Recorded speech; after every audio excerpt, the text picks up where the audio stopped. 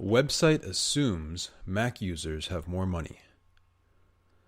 Last week, the Wall Street Journal had a report about the online travel company Orbitz.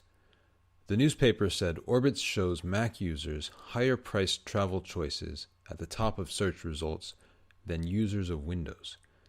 The company began doing this after research suggested that people who use Mac computers spend up to 30% more for hotels than people with PCs.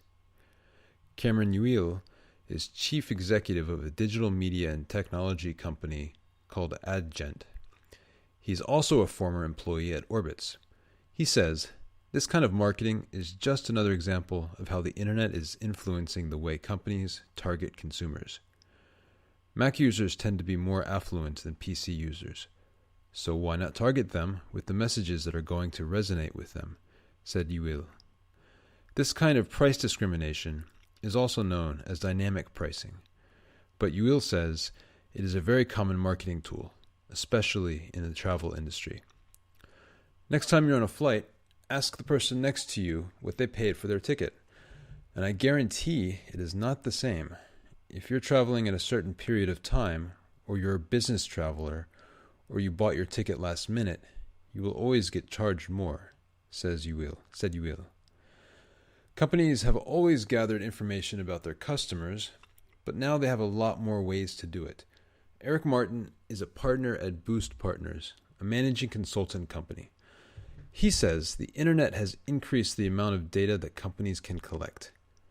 Technology is creating an environment where your searches, your online behavior, leads the seller to know much more about you than would, for example, a retailer greeting someone who just walked into their store, said Martin. A salesperson in a store can only assume certain things about you based on your appearance.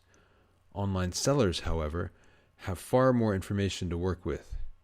Eric Martin says this includes information about which website directed you to them. The people that you deal with online can't see you at all, but they know that when you came to Orbitz, you may have been directed there by Kayak, which is itself a comparison site, which then may lead Orbitz to believe that you're searching for deals, said Martin. Information about the referring site is only one of the things that a site like Orbitz will consider. They might also consider, is this person a return visitor? Which hotels has this person viewed in the past? Websites collect this kind of information by placing small files known as cookies on a person's computer. In the case of Orbitz, Mac and PC users were actually given the same choices. However, they appeared in different orders.